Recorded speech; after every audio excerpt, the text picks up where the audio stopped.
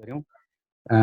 लकडाउनको यो समयमा हामी औपचारिक कार्यक्रमहरूमा कतै पनि उपस्थित हुने, कविता वाचन गर्ने, श्रवण गर्ने यो कार्यक्रमहरू नजुटिराखेको सन्दर्भमा अघिल्लो शनिबारबाट हामीले यसरी भिडियो मार्फत नै पनि, इन्टरनेट मार्फत नै पनि हामी एकअर्काका कविताहरू सुनाउन सक्छौँ भन्ने सुरुवात गऱ्यौँ। र अघिल्लो शनिबार पहिलो कार्यक्रम भए तापनि उल्लेख्य रूपमा हाम्रो उपस्थिति जुन रह्यो त्यसले हामीलाई अझै उत्साहित बनाएको छ। अघिल्लो पटक हामीले 40-40 मिनटको 2वटा सेसनमा गरेर 17 जना कविहरूका कविताहरू सुन्यौँ र आज त्यो सहभागिता अझै धेरै व्यापक हुनेछ भन्ने हामीले आशा गरेका छौँ र अझै धेरै साथीहरूलाई यसमा जोड्नका लागि हामीले आह्वान गरिराखेका छौँ। यद्यपि हामीले यो जुम आइडी र पासवर्डलाई चाहिँ सार्वजनिक गरेनौँ। त्यसको कारण के पनि हो भने जति इच्छुक हुनुहुन्छ उहाँहरू जोडिन चाहनुहुन्छ, उहाँहरू सम्पर्कमा आउनुहुन्छ, उहाँहरूलाई मात्र यो कार्यक्रममा जोड्दै लगाउँ भन्ने पनि हो। र त्यसरी गर्दाखेरि चाहिँ हाम्रो सहभागिता सुरुवातदेखि अन्त्यसम्म निरन्तर रूपमा रहन्छ भन्ने एउटा आशा पनि हो र विश्वास पनि हो। र आज पनि अघिल्लो शनिबार जस्तै तपाईँहरू सम्पूर्णले अन्तिमसम्म साथ दिनुहुनेछ भन्ने हामीले आशा लिएका छौँ। यो कार्यक्रम हामी ठिक 4 बजेबाट अनौपचारिक रूपमा सुरु गरे पनि अब औपचारिक रूपमा लगभग हामीसँग 8 मिनटको समय गइसकेको छ। अब चाहिँ हामी यो कार्यक्रमलाई औपचारिक रूपमा सुरु गर्नेछौँ। केही साथीहरू पछाडि आउँदै गर्नुहुन्छ, जोडिँदै गर्नुहुन्छ, उहाँहरूलाई हामी क्रमशः स्वागत गर्दै जानेछौँ। र आजको यो कार्यक्रममा पनि सूत्रधारको रूपमा यो कार्यक्रमलाई अगाडि जोडिदिनु हुनका लागि म राम विकास सरलाई अनुरोध गर्न चाहन्छु। मेरो नमस्कार। म एडमिट पनि गर्दै जान्छु। कवि सरले भन्नुभयो जस्तो गएको शनिबार कार्यक्रम गऱ्यौँ जसको 2वटा भिडियो पनि आइसकेको छ। यद्यपि फेसबुक लाइभ गर्न हामी असमर्थ छौँ। गएको अङ्क जस्तै यो पल्ट पनि रचना वाचन गर्छौँ। तर यो पल्ट नयाँ कुरा हामीले के गर्न खोजेका छौँ भने हरेक अङ्कमा सम्भव भएसम्म हामी हरेक शनिबार र मिलेसम्म यही 3, 4, 5 को वरिपरि हामी यो कार्यक्रमलाई आयोजना गर्नेछौँ लकडाउनको अवधिभर। र एकजना विशेष व्यक्तित्व हामी निम्ताउनेछौँ। त्यो चाहिँ के को लागि भन्दाखेरि हामी के गरिरहेछौँ र हाम्रो कुरा कस्ता छन्, उहाँलाई कस्तो लाग्यो, उहाँको अनुभव के छ भन्ने कुराको सेयरिङ गर्नको निमित्त हामी एकजना व्यक्तित्वलाई निम्त्याउने कि भन्ने कुरा गरेका छौँ। र यसपटक चाहिँ हामीले नेत्र एटम, डाक्टर नेत्र एटमलाई निम्ताएका छौँ। अब हामी सबैले चिनेका व्यक्तित्व हुनुहुन्छ डाक्टर नेत्र एटम। हामीले कतिजनाले उहाँले लेख्नुभएको व्याकरणको किताब पढेर आएका छौँ, उहाँका समालोचनाहरू पढेका छौँ, उहाँका क्याम्पस लेभलका पुस्तकहरू पढेका छौँ। म नेत्र एटम दाइलाई स्वागत गर्छु र आजको यस कार्यक्रमका लागि म उहाँलाई प्रमुख अतिथिको रूपमा स्वागत गर्न चाहन्छु। नमस्ते, धन्यवाद रामी विकासजी र यो कार्यक्रम हेरिरहनुभएका सम्पूर्ण श्रोताहरूलाई मेरो अभिवादन। दाइ थोरै केही कुरा पनि सुनौँ। दाइको के कस्तो अवस्था चलिरहेछ, काठमाडौँमा हुनुहुन्छ, साहित्यिक गतिविधिहरू कस्तो चलिरहेका छन्, काठमाडौँमा कसरी यो बेलामा भइराखेको छ। जुमबाट त हामीले शनिबार सुरु गऱ्यौँ, आज पनि चितवन साहित्य परिषदको जुमबाटै साहित्य कविता वाचन कार्यक्रम रहेको छ। त्यस्तै लघुकथा गोष्ठीले पनि अस्ति जुमबाटै कार्यक्रम आयोजना गर्यो। धेरै ठाउँमा जुमको माध्यमबाट साहित्य सुन्ने सुनाउने क्रम चल्न सुरु भएको छ। दाइको यो विषम परिस्थितिमा साहित्यलाई के कसो गर्न सकिन्छ, कसरी जान सकिन्छ, छोटोमा दाइको विचार सुनौँ। तपाईँले जुन स्लोगन राख्नु भएको छ, प्रतिकूलतामा अनुकूलताको खोजी, अब मुख्य कुरा चाहिँ यही हो। अब हामी लेख्ने, सिर्जनामा रमाउने, त्यसको परिचर्चा गर्ने मान्छेहरूको लागि यो समय अप्ठ्यारो समय चाहिँ होइन। किनभने हामीसँग धेरै फुर्सद छ, हामी सजिलोसँग भर्चुअल माध्यमबाट एक आपसमा जोडिन सकेका पनि छौँ र कतिपयले राम्रै सिर्जना पनि गरिरहनु भएको छ। तर यो परिस्थितिले गर्दाखेरि बाहिर जान नसक्ने अवस्था हुँदाखेरि चाहिँ लेखकहरूको लागि त्यो एउटा अप्ठ्यारो, मानसिक अप्ठ्यारोको स्थिति पनि सिर्जना भएको हो। वास्तवमा हामी जस्तो सुपर स्ट्रक्चरमा रमाउने मान्छेहरूको लागि त्यति अप्ठ्यारो स्थिति चाहिँ होइन। जो चाहिँ बेस स्ट्रक्चरमा छन् उनीहरूको लागि चाहिँ धेरै गाह्रो अवस्था हो। हामीसँग जुम छ, हामीसँग नेटको सुविधा छ, हामीसँग घरमा बसेर खाने बस्ने त्यो चाहिँ सामर्थ्य छ। त्यसले गर्दाखेरि हाम्रो लागि चाहिँ यो त्यस्तो अप्ठ्यारो स्थिति, एकदमै प्रतिकूलताको स्थिति चाहिँ होइन। मलाई चाहिँ म यो चैतमा विपස්සनामा जाने योजना बनाएको थिएँ। मेरो लागि चाहिँ घरमै विपස්සनाको एउटा अभ्यास गर्ने, थलो बन्यो। त्यसले गर्दाखेरि मलाई चाहिँ त्यस्तो अप्ठ्यारो स्थिति सिर्जना भएको छैन। तर बाहिरको स्थिति देख्दाखेरि मानसिक जुन डर छ त्यो डरको स्थिति देख्दाखेरि चाहिँ त्यो विस्फोट होला कि त्यसले अप्ठ्यारो ल्याउला कि अझै अप्ठ्यारो स्थिति सिर्जना गर्ला कि भन्ने चाहिँ देखिन्छ। तर मेरो सोचमा चाहिँ त्यो डर चाहिँ बाहिरको यो भर्चुअल डर बढी हो वास्तविक डर भन्दा। र हामीले लेखिरहेका चिजहरू पनि बढी भर्चुअल छन्, यथार्थमा कम आधारित छन्। मान्छेहरू खान नपाएर, मान्छेहरू औषधि नपाएर, मान्छेहरू जुन अप्ठ्यारो स्थितिमा मरिरहेका छन्, त्यो हेर्दाखेरि चाहिँ यो कोरोनाको डर चाहिँ त्यस्तो ठुलो डर चाहिँ होइन वास्तविक रूपले हेर्ने हो भने। बाहिरी रूपले हेर्ने हो भने हामी भित्र छौँ, बाहिर निस्किन पाएका छैनौँ, सङ्गत गर्न पाएका छैनौँ। त्यसले गर्दाखेरि हामीलाई धेरै डर भएको। र साहित्यकारहरूको कार्यक्रमहरू यहाँ वाचन भएका सब चिजहरू हेर्दाखेरि चाहिँ साहित्यकारहरूलाई यसले चाहिँ त्यस्तो अप्ठ्यारो पारेको जस्तो चाहिँ मलाई लाग्दैन है। र तपाईँहरूले पनि 2टा कार्यक्रम गरिसक्नुभयो भन्नु छ। अहिले पहिलो कार्यक्रम गर्नुभयो, 2टा भिडियो मैले हेर्न पाएँ, तपाईँले सेयर गर्नुभएको। अब यो अर्को कार्यक्रम पनि सफलतापूर्वक सञ्चालन भइरहेछ, देश विदेशका साथीहरूसँग यसरी जोडिन पाइरहेछ।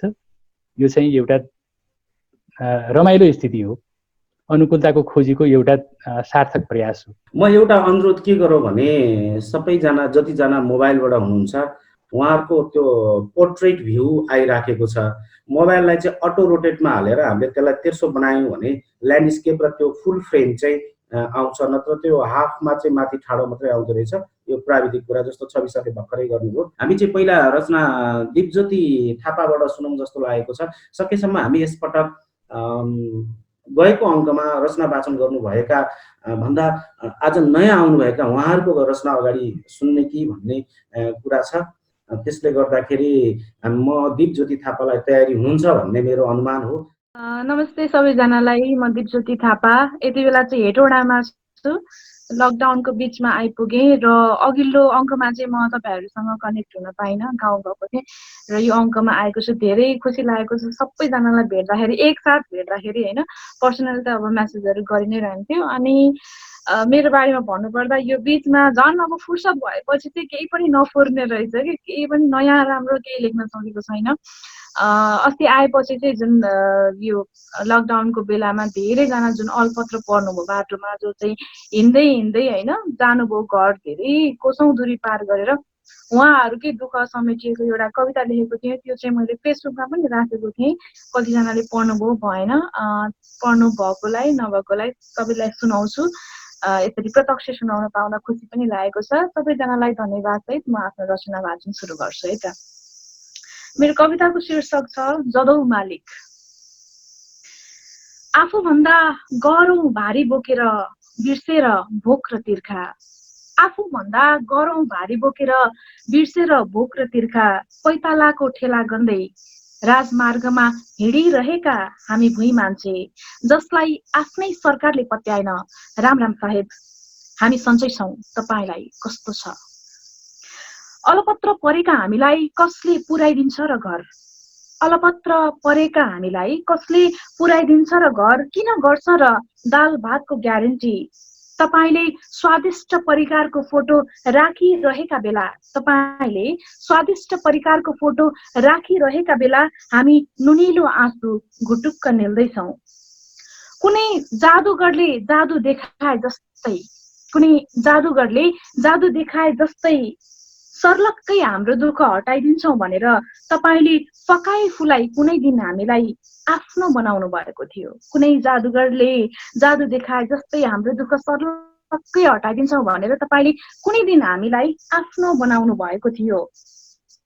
तपाईले हाम्रो भोट जित्नुभयो, सत्ताको भोग जित्नुभयो। तपाईले हाम्रो भोट जित्नुभयो, सत्ताको भोग जित्नुभयो। भन्नुहोस् तपाईको भान्सामा आज के पाक्दैछ? हिँड्दा हिँड्दै वर्षन्छ मेघ, हिँड्दा हिँड्दै वर्षन्छ मेघ, दुःख दिन्छ हुरी बतास, दुःख दिन्छ हुरी बतास। डर छ कतै बर्सिन सक्छ पुलिसको लाठी। सोचिरहेछौँ घर मात्र पुग्न पाए, सोचिरहेछौँ घर मात्र पुग्न पाए। नङ्ग्राले कोतरेर आँगनको माटो भर्ने थियौँ कहिल्यै नभरिने पेट। पार गरिरहँदा हजारौं कोस दूरी पार गरिरहँदा हजारौं कोस दूरी राम्रै महसुस भएको छ। नागरिक केवल नागरिकता र भोट, पासपोर्ट र रेमिटान्स हो। नागरिक केवल नागरिकता र भोट, पासपोर्ट र रेमिटान्स हो। याद छ मालिक, तपाईको विजय जुलुसमा हामी कस्तरी उफ्रिएका थियौं। दिन फेरिनेछ, साल फेरिनेछ, दिन फेरिनेछ, साल फेरिनेछ र तपाईँ फेरि हाम्रो दैलामा नमस्कार गर्दै आउनुहुनेछ। जदौ मालिक। धन्यवाद दिपज्योति, अत्यन्त सुन्दर कविताको लागि। त्यस पछाडि कविता सुन्ने चाहिँ सम्भवतः अस्ट्रेलियामा हुनुहुन्छ जेनर नेपाल। जेनर नेपालको कविता सुन्ने हामी तयारी गर्दैछौँ। रामशरण पुडासाइनी भर्खरै जापानबाट जोडिनु भएको छ। जेनर नेपालको लागि उहाँको माइकलाई अनम्युट गर्दैछु। तपाईँलाई स्वागत छ कविता वाचनको लागि। सबैजना नमस्ते र यो अपर्च्युनिटीको लागि चाहिँ रामदाई छवि सरलाई चाहिँ एकदम धेरै धन्यवाद। मैले लास्ट एपिसोड जोइन गर्नु खोजेको थिएँ, अलि समय मिलेन। खास नयाँ चाहिँ केही छैन, कविता पनि यो अस्ति भर्खरै लेखेको एउटा एन्टिडोट भन्ने कविता पढ्छु। एन्टिडोट शीर्षकको यो कविता यति बेला यो केही समय अगाडि मैले एउटा पडकास्ट क्रिएट गरेर सोसल नेटवर्कहरूमा सेयर पनि गरेको थिएँ। एन्टिडोट। अप्ठ्यारोमा चेतना बेहोस हुँदो रहेछ, अप्ठ्यारोमा चेतना बेहोस हुँदो रहेछ। यति बेला म शून्य चेतले उसको होस गरिरहेछु।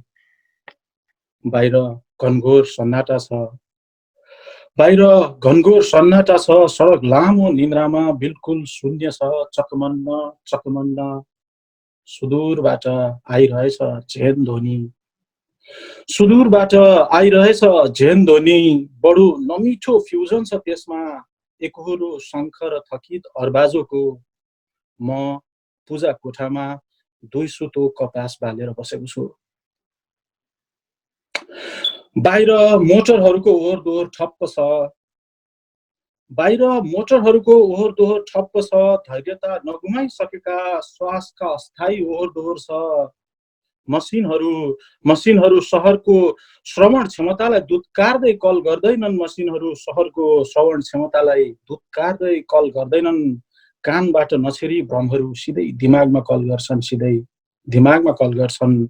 बाहिर घनघोर सन्नाटा छ, बाहिर घनघोर सन्नाटा छ। भित्र टेलिभिजनमा सुकिला पत्रकार हरेक बुलेटिनमा मृत्यु पढ्छन्। भित्र टेलिभिजनमा सुकिला पत्रकार हरेक बुलेटिनमा मृत्यु पढ्छन्। म फेरि एकपटक हात धुन्छु र आफ्नै निधार छाम्छु। झ्यालबाट आकाश हेर्छु। ओहो, बादलका लय र आकार, बादलका लय र आकार। जे सोचे त्यही जस्ता एक हुल अल्बाट्रसहरूको शान्त उडान गुज्रन्छ मै माथिको आकाश हुँदै। म घर सम्झन्छु, आमा सम्झन्छु। ठिक यति बेला मेसेज बक्समा जिजस क्राइस्टको फरमान आइपुगेको छ। म दियोमा तेल थप्छु। बाहिर घनघोर सन्नाटा छ, बाहिर घनघोर सन्नाटा छ। भित्र टेलिभिजनमा रामायण चलिरहेछ। हनुमानहरू सञ्जीवनी बोकेर उडिरहेछन्। ती अल्बाट्रसका हुल उडेर कता पुगे होलान्। म त मान्छे भएँ, हनुमान भइन, अल्बाट्रस होइन। उड्न सक्दिन, उड्न नसक्नेको आफ्नो आकाश नहुँदो रहेछ। उड्न नसक्नेको आफ्नो आकाश नहुँदो रहेछ। भारी बोक्दा बोक्दा काँध पाटिएपछि रगत फुट्छ। नअट्ने गरी खाँदिरहँदा झोला फाट्छ। काँध आराममा छ, झोला सिँदैछ। बाहिर घनघोर सन्नाटा छ। म सन्नाटा नबिथोली पुगेको छु यो बेला सबैतिर। म सन्नाटा नबिथोली पुगेको छु यो बेला सबैतिर। आँखैले हिँडेर सारा बाटो, कानैले पौडिएर सारा पानी। गोडाहरू त्रासले जुत्ता उदिन्दैनन्। घोडा काँपेको बेला बाटो आफ्नो नहुँदो रहेछ। बिसौनी आफ्नो नहुँदो रहेछ। घोडा काँपेको बेला बाटो आफ्नो नहुँदो रहेछ। बिसौनी आफ्नो नहुँदो रहेछ। यस्तोमा मैले भ्रमसँग दोस्ती गरेको छु। जस्तो कि स्कुलमा मेरो दोस्ती न्युटनसँग थियो, कलेजमा कार्ल मार्क्ससँग, जागिरमा बिल गेट्ससँग दोस्ती छ। खैर छोडौँ यी सब। बाहिर घनघोर सन्नाटा छ, बाहिर घनघोर सन्नाटा छ, तर मेरो पेट जोडले नारा लगाइरहेछ। सडक लामो निन्द्रामा छ, मेरा आँखाहरू निन्द्रा विरुद्ध धर्ना कसिरहेछन्। छनलाई त हेर्नुहोस्, स्टिभ जब्सले 1/4 टोकी छोडेको न्युटनको एप्पल छ गोजीमा। छनलाई त हेर्नुहोस्, स्टिभ जब्सले 1/4 टोकी छोडेको न्युटनको एप्पल छ गोजीमा। खान मिल्दैन, भोक मर्दैन, बडो सकस भएको छ, आन्द्राहरू बटाइएका छन्। यो सकसको एन्टिडोट एक माना चामल कसले पोस्ट गरिदेला मेरो ठेगानामा। धन्यवाद। सुन्दर उत्सव चौलागाई, हामी उहाँको कविता सुन्छौँ यतिखेर। र उत्सव चौलागाईको कवितापछि रेडियो कर्मी कवि रामगोपाल आशुतोषको कविता सुन्छौँ। यतिखेर चाहिँ हामी उत्सव चौलागाईको कविता सुन्छौँ। मैले उहाँलाई अनम्युट गरेँ। सबैलाई नमस्ते। कति साथीहरू परिचित हुनुहुन्छ मबाट, कति मसँग अपरिचित पनि छु। अब यत्रो कविज्यूहरूको बिचमा मैले पनि पहिला कविता भन्न सुनाउन पाउँदा त पहिला म आफैलाई भाग्यमानी पनि ठान्दछु। र विशेष त छवि सर, राम विकास सरलाई विशेष आग्रह धन्यवाद दिन चाहन्छु। मलाई यो जुममा जोडिदिनु भयो। कहिलेकाहीँ लेख्छु, मलाई पनि चाहिँ तपाईँहरूको माझमा कविता सुनाउन चाहिँ एकदम भित्रैदेखि मन लागेको हुनाले योभन्दा अघिल्लो उसमा अर्को आइडीमा सरले मलाई जोडिनु भएछ, थाहा भएन। र आज चाहिँ मैले छवि सर, राम सरलाई भनेरै मलाई पनि जोडिदिनु होला, म कविता भन्छु। स्वास्थ्य कर्मी अलि व्यस्तै छु।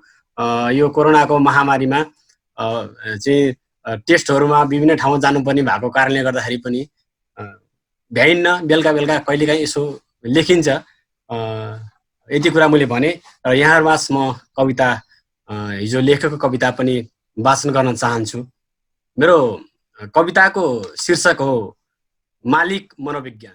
मालिकले कहिल्यै बुझ्न चाहेन भोकको मनोविज्ञान। मालिकले कहिल्यै बुझ्न चाहेन भोकको मनोविज्ञान। मालिक त घरिघरि सिंहदरबारको रोस्टम विज्ञान पढिरहेको देख्छु। हरेक कुर्सीहरूको स्वाब परीक्षण गरिरहेको देख्छु। मजदुरहरूको पसिना चुसिरहेको देख्छु। मालिकले कहिल्यै बुझ्न चाहेन भोकको मनोविज्ञान। मालिक त घरिघरि सिंहदरबारको रोस्टम विज्ञान पढिरहेको देख्छु। हरेक कुर्सीहरूको स्वाब परीक्षण गरिरहेको देख्छु। मजदुरहरूको पसिना चुसिरहेको देख्छु। मालिक विभिन्न नामले सम्बोधन गर्छ सिंहदरबारलाई। मालिक विभिन्न नामले सम्बोधन गर्छ सिंहदरबारलाई। कहिले स्याल दरबार हो भन्छ, कहिले बिरालो दरबार, कहिले मुसा दरबार पनि भनेको सुनेको छु। सिंहदरबार आफ्नो दूतहरूको कारखाना सम्झन्छ। भित्र सुरुङ खनेर काला पनि बेचेको नमिठो इतिहास बताउँछ। भित्र सुरुङ खनेर काला पनि बेचेको नमिठो इतिहास बताउँछ। तनकुर बेचेको फेहरिस्त सुनाउँछ। महाकाली बेचेको नाफा नोक्सानको वासलात देखाउँछ। देश चालकहरूको उपन्यासको प्लट छ उसँग। ऊ कानुनलाई नुन जस्तै सस्तोमा किन्छ। मालिकलाई लिपुले कहिल्यै देश भएन। मालिकलाई लिपुले कहिल्यै देश भएन। काला पनि कहिल्यै देश भएन। उसलाई लिपुलेक हाम्रो हुनुसँग, काला पनि हाम्रो हुनुसँग कहिल्यै मतलब भएन। मालिकलाई मालिक हुनुको मात्र चिन्ता छ। मालिक निर्धक्कले भन्छ, बल्खु दरबारको इट्टा मेरा हुन्, पेरिस दरबारको इट्टा मेरो हो, सानेपा दरबारको रोडा सबै मेरो हो। मालिक मार्क्सको लाम्टा चुसेर अगाएकै छैन। माओको विचार बेचेर पुगेकै छैन। बिपीको गिदी बेचेर कहिल्यै अमन हुँदैन। मालिक अरूलाई रित्ताएपछि आफू पनि रित्तिन्छ भन्ने बुझ्दैन। मालिक अरूलाई रित्ताएपछि आफू पनि रित्तिन्छ भन्ने बुझ्दैन। त्यसैले मालिक आफ्नो वरिपरि मजदुर मात्र घुमाउँदैन, यी सबै दरबार घुमाइरहन्छ। मालिक पनि अरूकै नक्सामा फनफनी घुम्छ। धेरै धन्यवाद उत्सव सर, सुन्दर कविताको लागि। कविता वाचनको निमित्त रामगोपाल आशुतोषलाई अनुरोध गरेको थिएँ। यतिखेर म रामगोपाल आशुतोषलाई कविता वाचनको निमित्त अनुरोध गर्छु। नमस्ते सबैलाई। आज धेरै लामो समयपछि यति धेरै कविहरूको साथमा यसरी कविता वाचनको लागि दिन पाएको छु। म बसिरहेको छु, यद्यपि भाषामा उभिएकै हुन्न। उत्सवजीको कविता सुनियो, ज्ञानको कविता सुनियो, अनि दिलज्योति बहिनीको पनि कविता सुनियो। लोकेनजी हाम्रो गजलकार लोकेनजी हुनुहुन्छ, नेत्र सर हुनुहुन्छ, सुनिराख्नु भएको होला। अनि पछिल्लो समयमा मैले धेरै पछि सुनेको एकदमै राम्रो कवि राधिका कल्पितजीको पनि कविता सुन्दै नै छु म। ताराजी पनि हुनुहुन्छ, ताराजी भर्खर आउनुभयो। उपमेयर साहेब नमस्ते है। नमस्ते। म अलिकति फरक कविता सुनाउँछु आज, अलिकति थोरै लामो होला, तर म 3 मिनेट यो कविता सिद्ध्याउने प्रयास गर्नेछु। यो कविता अलि अगाडि लेखिएको कविता हो, 3-4 वर्ष अगाडि लेखिएको कविता हो। यद्यपि अहिले पनि समय सान्दर्भिक जस्तो मलाई लागिरहेको छ। यसको कविताको शीर्षक रहेको छ 19औं पुराण। कविताको शीर्षक 19औं पुराण। असफल भए हजार जिब्रा भएका शेषनाग हजुरको महिमा गाउन।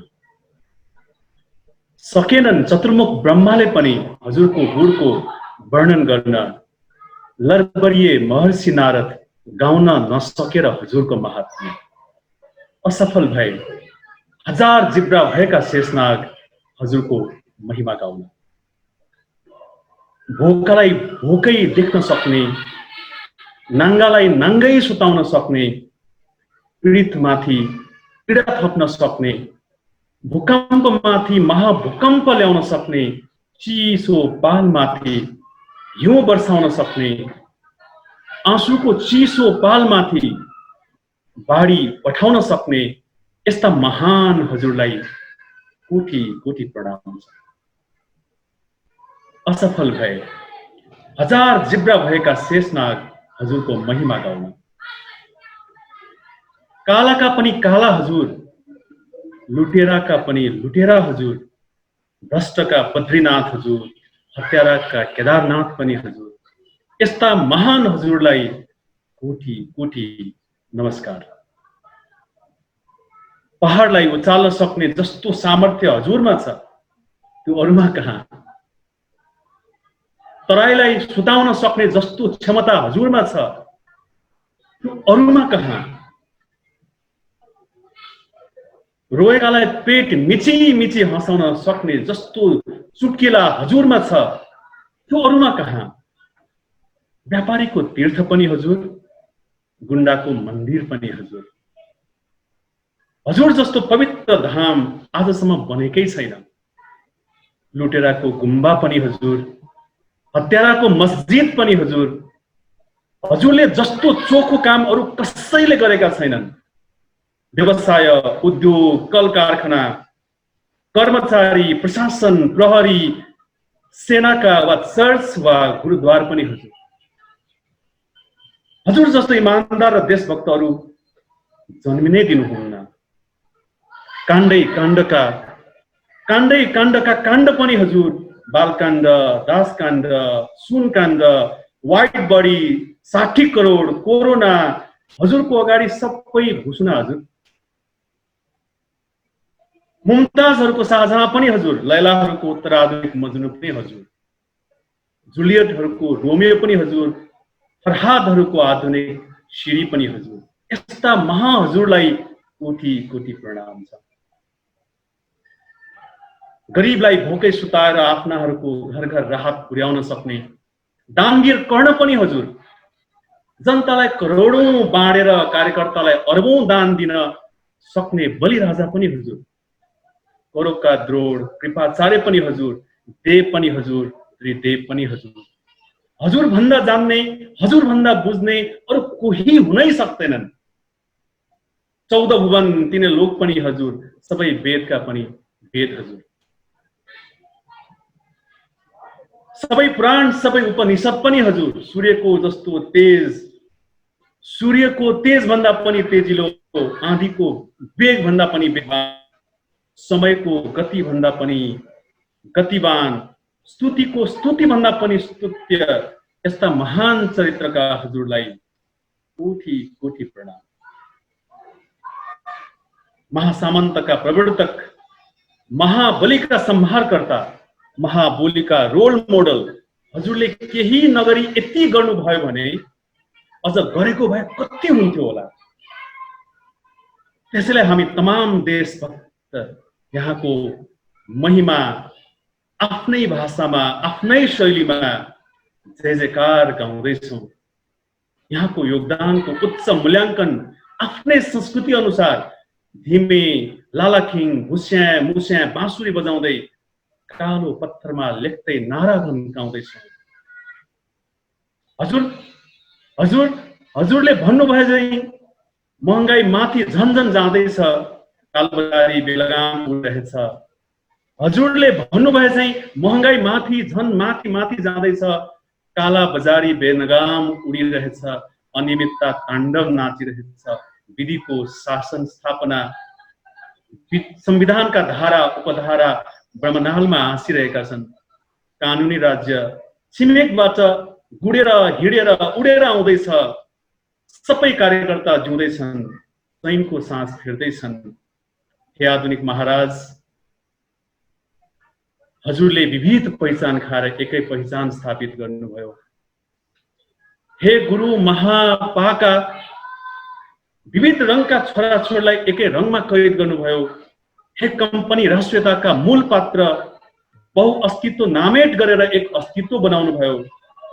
अब हजुर हाम्रो 19औं पुराण हाम्रो स्तुतिदेखि प्रसन्न हुनुहोस् र हामीलाई आफ्नो कर्तव्यतिर लम्किन बाटो छोडिदिनुहोस्। हाम्रो सपना भनेको आकाश जस्तै खुल्ला, हावा जस्तो वेगवान, हाम्रो कल्पना भनेको इन्द्रणी जस्तै रङ्गीन, घाम जस्तै तेजिलो, हाम्रो चाहना भनेको जुन जस्तै टह टह, समय जस्तै गतिशील हो। सर्वकालीन स्वतन्त्रता र सामाजिक रूपान्तरण, सदाबहार स्वाधीनता र गतिशील विकास, क्रान्तिकारी समृद्धि र सांस्कृतिक पहिचान, अभिव्यक्तिको मौलिक हक र मानव अधिकार, भयरहित वातावरण र प्राकृतिक मौसम, नहुनेदेखि हुनेसम्मको आर्थिक समृद्धि र समावेशी सत्ता, समताको आकाश र विधिको शासनले प्रत्याभूत पृथ्वीको सपना देख्नेले पटक पटक पुनर्लेखन गरेका छन्। वेदहरू लेखेका छन्, अनेकौं पुराणहरू। हे एनजिओका महानायक, हे निगमका महाबलीहरू, हजुरका सबै गुणहरूको वर्णन गरेर लेखौँला 19औं पुराण। तर हजुर हिँडिदिनुहोस्, हजुरको परनिर्मित शरीरलाई स्वेच्छाले निर्माण दिनुहोस्। अर्को पुराण लेख्नका खातिर हजुरको रोग संक्रमित कालो रगत काम लाग्दैन। धन्यवाद रामगोपाल आशुतोष कविज्यूलाई। रेडियो कर्मी हुनुहुन्छ, कविता पढ्नुहुन्छ, कविता सङ्ग्रह एउटा प्रकाशित भइसकेको छ। अबको क्रममा चाहिँ हामी गजल सुन्नेछौँ। लोकेन्द्र बन्जाराको गजल सुन्नेछौँ, त्यस पछाडि दीपक गौतमको गजल सुन्नेछौँ। यतिन्जेलसम्ममा हामीले केही रचनाहरू सुनिसकेका छौँ, जस्तो कि कवि दीपज्योति थापाको एउटा कविता, जना नेपालको अर्को कविता, उत्सव चौलागाईको कविता, रामगोपाल आशुतोषको कविता, हामीले 4वटा कविता सुनिसकेका छौँ। आजको कार्यक्रममा हामीले प्रमुख अतिथिको रूपमा हुनुहुन्छ हाम्रो कार्यक्रममा डाक्टर नेत्र एटम र म छु राम विकास, साथमा मसँगै हुनुहुन्छ कवि छवि नित्य। हामी हेटौँडाबाट यस कार्यक्रमलाई सञ्चालन गरिरहेका छौँ र हामीले मैले अघि भने अनुसारकै गजलकार लोकेन्द्र बन्जारालाई म गजल वाचनको लागि अनुरोध गर्छु। यहाँ उपस्थित तपाईहरू सम्पूर्णलाई फेरि पनि एकचोटि नमस्ते। नेत्र एटम सर, तपाईलाई विशेष नमस्ते। तपाईले अस्ति नै नेपाल राष्ट्रिय गजल महोत्सवमा बोलेका कुराहरू मैले सम्झिरहेको छु। त्यहाँ मलाई सबैभन्दा मन परेको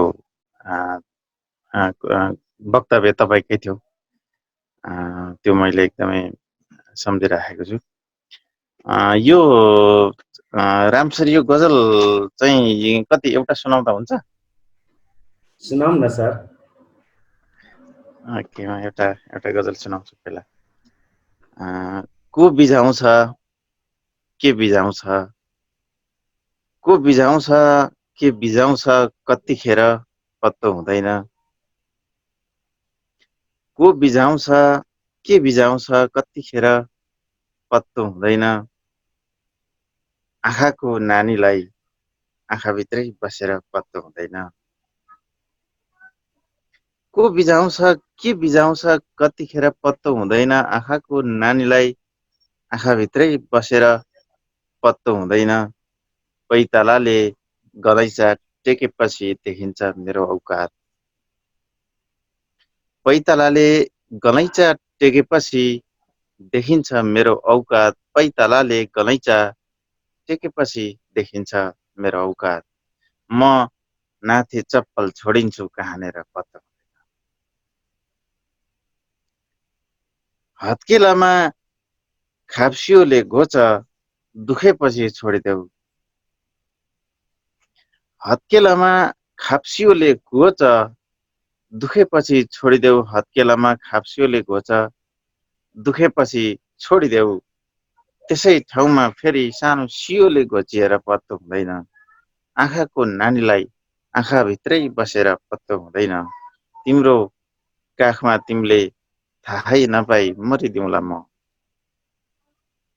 तिम्रो काखमा तिमीले थाहै नपाई मरिदिउँला म तिम्रो काखमा तिमीले थाहै नपाई मरिदिउँला म ताकि तिमीलाई म मरेको धेरै बेर पत्तो हुँदैन को बिजाउँछ के बिताउँछ कतिखेर पत्तो हुँदैन आँखाको नानीलाई आँखाभित्रै बसेर पत्तो हुँदैन धन्यवाद वाह गजब के अर्को पनि सुनाउन खोज्नु भएको हो र होइन यो फर्मेटै नबुझेर सोध्या दर्शक अर्को सुनाऊ भन्न खोजेको एकदम धन्यवाद लगेन बन्जाराज्यू दमकबाट हुनुहुन्छ गजलमा हामीले चिनिराखेको नाम हामी त जमानाको पत्रबाट पनि थियौँ त्यो पनि हाम्रो एउटा छुट्टै सम्बन्ध रहेको छ म यतिखेर नेत्र एटम दाइलाई अनम्युट गर्दैछु उहाँले लोकेन्द्र बन्जाराले नेत्र एटम दाइलाई अलिकति सम्बोधन गर्नुभएको थियो दाइ अनम्युटमा हुनुहुन्छ हजुर अहिले सुनेको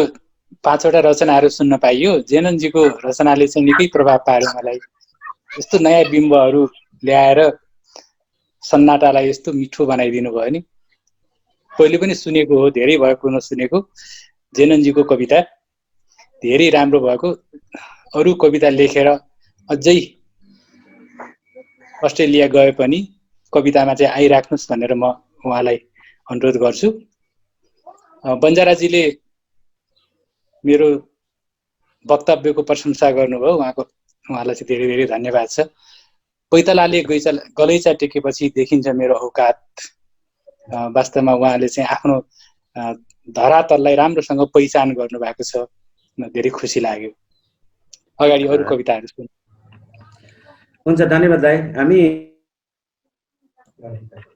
रचना वाचनकै क्रममा छौँ मैले अघि एउटा गडबड गरेछु मैले रामगोपाल आशुतोष पछाडि राधिका कल्पितको रचना सुन्छौँ भनेको थिएँ यो लिस्टमा उहाँ हुँदा हुँदै तल जम्प गरेछु म यतिखेर राधिका कल्पितलाई अनुरोध गर्दै त्यसपछि मात्रै दीपक गौतमको हामी गजल वाचन गर्छौँ यतिखेर राधिका कल्पितको लागि म अनुरोध गर्छु र उहाँको माइक मैले अनम्युट गरेँ राधिका कल्पित तपाईँलाई स्वागत छ रचना वाचनको निम्ति र यहाँहरू सम्पूर्णमा मेरो अभिवादन नेत्र सर हुनुहुन्छ निरा म्याम एसके सर आशुतोष सरलाई म चिनिरहेको छु र अरू यहाँहरू अलिकति नयाँ हुनुहुन्छ मेरो लागि मैले धेरै राम्रा कविता सुने योभन्दा अगाडि मैले पनि एउटा अलिकति अगाडि लेखेको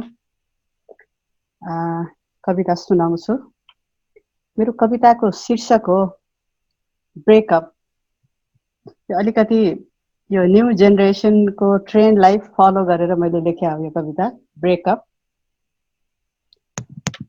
कुनै दिन गफै गफमा तिमी भन्थ्यौ कुनै दिन गफै गफमा तिमी भन्थ्यौ अनि सम्बन्ध सम्झौता होइन यो त च्युइङगम जस्तै हो गुलियो आउन छोडेपछि किन चपाइरहने कुनै दिन ब्रेकअप भयो भने पप्पे पार्टी गर्नुपर्छ अनि हाँसी हाँसी छुट्टिनुपर्छ बिग्रेको चित्र सच्चाइरहन खोजे बत्ता बनिदिन्छ सजिलो हुन्छ बरु नयाँ क्यानभासमा अर्को चित्र कोर्न तिमी लास्ट हक भन्दै गमलङ्ग अँगालेर यान्त्रिक शैलीमा ओठमा चुमेर बाई भन्दै गएपछि तिमी लास्ट हक भन्दै गमलङ्ग अँगालेर यान्त्रिक शैलीमा ओठमा चुमेर बाई भन्दै गइसकेपछि मेरो काउन्ट डाउन सुरु भयो तिमीलाई बिर्सनु पर्ने समय सीमाको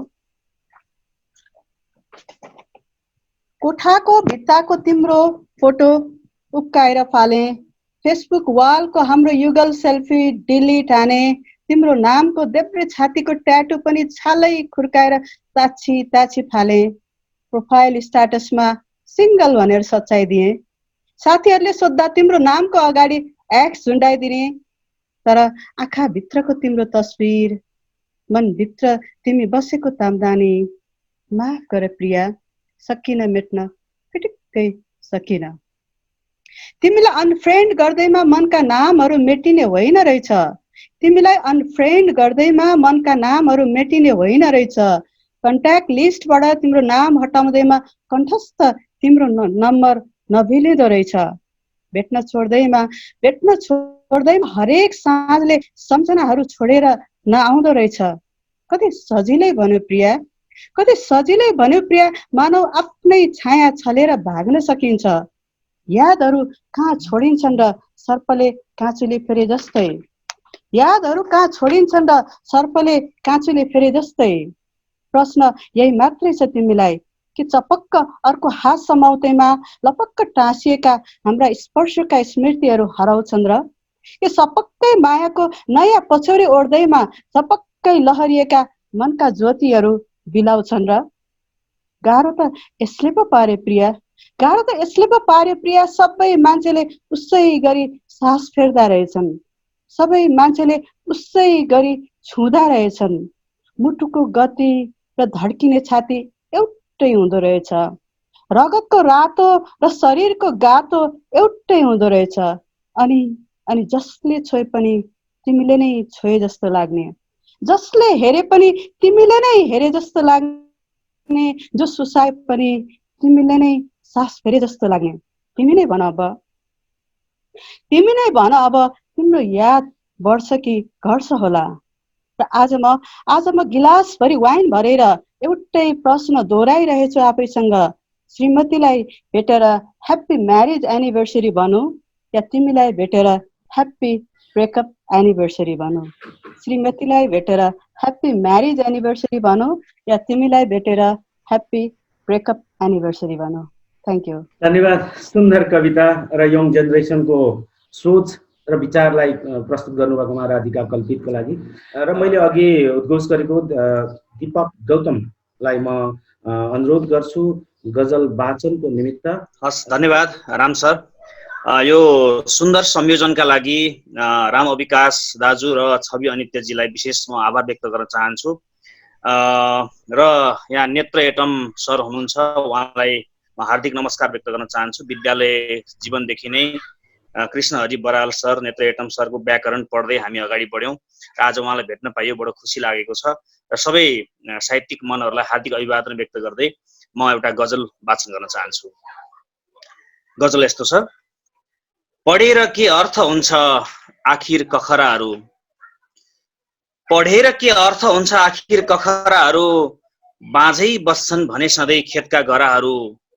यो घना जङ्गल समेत सुनसान लाग्दैछ, यो घना जङ्गल समेत सुनसान लाग्दैछ, किन चिरबिर गर्दैनन् अचेल चराहरू, बाँझै बस्छन् भने सधैँ खेतका गराहरू।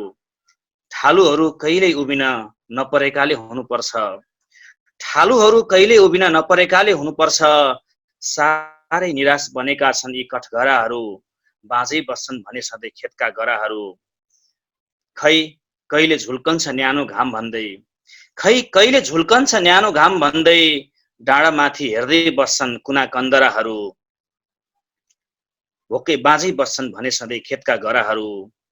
हाँगा मात्रै छिमलेर आखिर के नै हुन्छ, हाँगा मात्रै छिमलेर आखिर के नै हुन्छ, काट्नुपर्छ बुझिराख विषका जराहरू, बाँझै बस्छन् भने सधैँ खेतका गराहरू।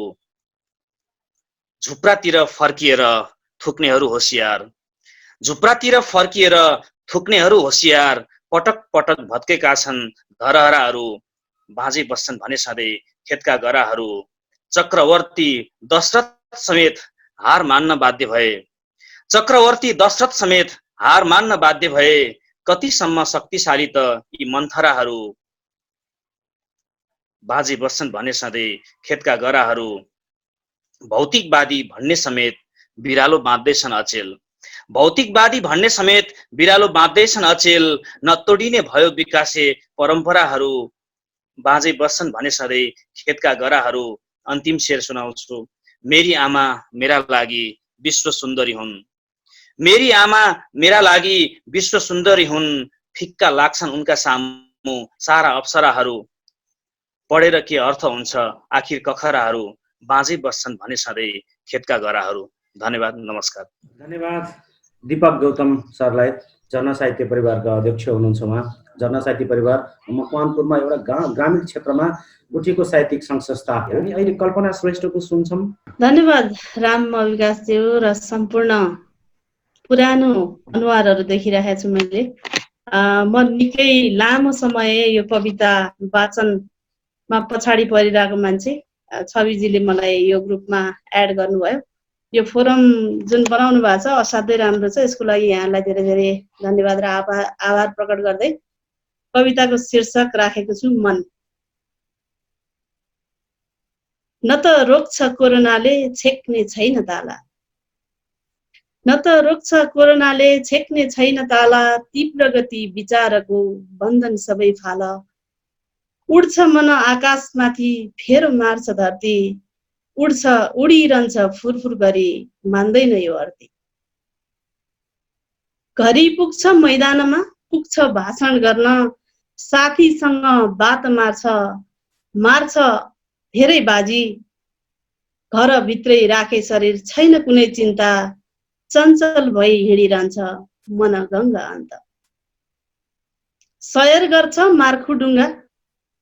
अस्ति तपाईँहरूले मार्खुमा डुङ्गामा बसेर कविता पनि वाचन गर्नुभएको थियो, म त्यसमा छुट्याएको थिएँ, मलाई एकदम रहर थियो। सयर गर्छ मार्खु डुङ्गा, बसन्तपुर घुम्छ, छोए लाग्ने कोरोना हो मनलाई कसले चिन्छ। चञ्चल उसको स्वभाव छ, तीव्र उसको गति, सकारात्मक सोचिरहन्छ, हुन दिन्न क्षति। धन्यवाद। धेरै धेरै धन्यवाद कल्पना श्रेष्ठलाई सुन्दर रचनाको लागि धेरै धेरै धन्यवाद। आगामी दिनमा पनि जोडिनु हुन अनुरोध गर्छु। त्यस पछाडि हामी कविता सुन्दैछौँ रामशरण पुडासाइनीको। मैले पढ्ने कविताको शीर्षक चाहिँ फुल झरेपछि। फुल झरेपछि, फुल झरेपछि मसँग फुल मात्र रहन्छ, सपनाको फुल। त्यही बाटो आएको हो सपना जस्तै रङ्गीन फुलहरूको जुलुस, त्यही बाटो आएको हो सुसाउँदै फुलहरूको पत्र छुडाइदिने निर्दयी बेगवान बतास, त्यही बाटो आएको हो काँडाहरूको लस्कर र त्यही बाटो आएको हो मुटु कपाउने सिरेटो। बाटोहरूको विरुद्ध मसँग कुनै बकपत्र छैन, प्रवेश निषेध गराउने कुनै सामर्थ्य पनि छैन।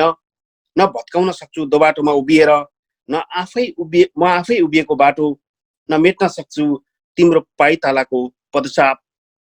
यही बाटो आइरहन्छ सपना जलेको खरानी बोकेर काँडाहरूको लस्कर, फुलहरूको मृत्युत्सव बनाउने हिम्मत विहीन हिम्मत। सँगसँगै आउँदा रहेछन् हावाको झोक्कामा प्रेमिल स्पर्श र कठोर चट्टानको प्रहार पनि, सँगसँगै आउँदा रहेछन् फुलहरूको सौन्दर्य र काँडाहरूको तीखो प्रहार। एउटै हुँदो रहेछ उस्तै हुँदा रहेछन् सपना मार्ग र मृत्युत्सवको रुट। एउटै त रहेछ हाकुछेउ पौडिने पानी पोखरी र गिद्धहरू बाटो ढुकी बस्ने किनार। उही रहेछ समय भन्नु, कुनै बेला सुमसुमाउँदै हिँडेको सम्झनामा, कुनै बेला काँडा टेक्दै हिँड्नु पर्ने रहेछ। हावाको झोक्काले दिएको मिठो स्पर्श मुटु कमाउने सिरेटो बनेर जम्दो रहेछ। फुल झरेपछि मात्र बुझिने रहेछ फुलको सौन्दर्य, बाटो भत्किएपछि मात्रै देखिँदो रहेछ सुदूर गन्तव्य, पोखरी सुकेपछि मात्रै जाग्दो रहेछ पौडने तृष्णा। फुल झरेपछि मात्र बाँकी रहँदा रहेछन् मसँग फुलहरूको सपना। धन्यवाद। धन्यवाद रामशरण पुडासाइनी सुन्दर कविताको लागि। लामो समयपछि कविता लेख्नु भएको छ। पछिल्लो समय उहाँ निबन्ध सङ्ग्रह प्रकाशनको तयारीमा हुनुहुन्छ। उहाँको निबन्ध लगभग तयार भइसकेको छ र हामीसँग अब धेरैजना बाँकी हुनुहुन्न रचना वाचनको निमित्त। मैले रामशरण पुडासाइनीपछि अर्जुन क्षितिजको रचना सुन्छौँ भनेको थिएँ।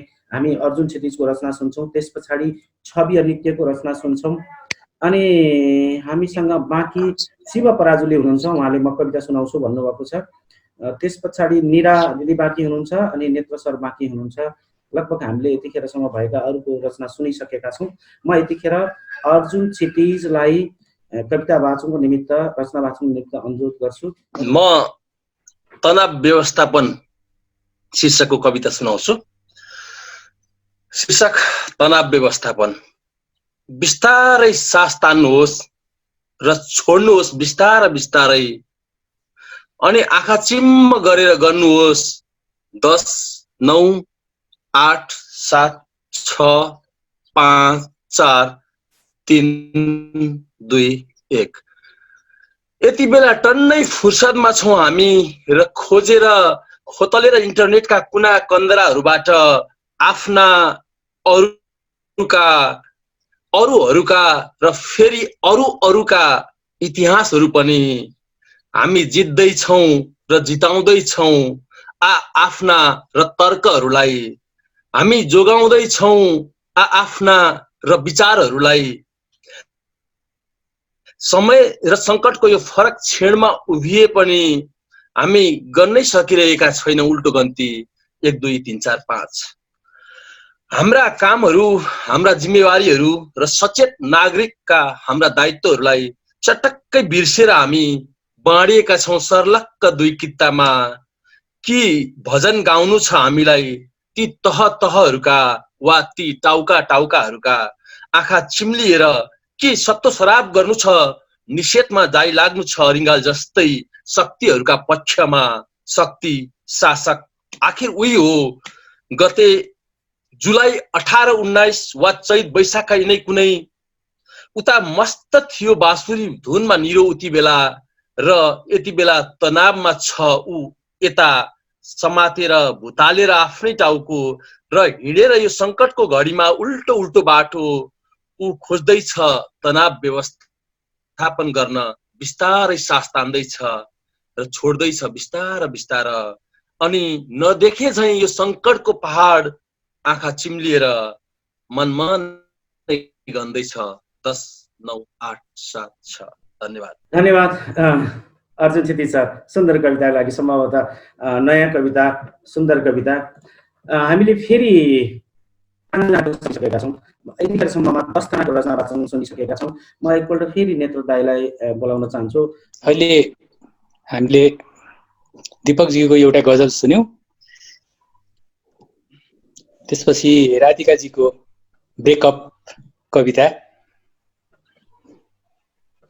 उहाँको एउटा बिम्ब चाहिँ मलाई खुब मन पर्यो। यादहरू कहाँ छोडिन्छन् र सर्पले काँचुले फेरे जस्तै।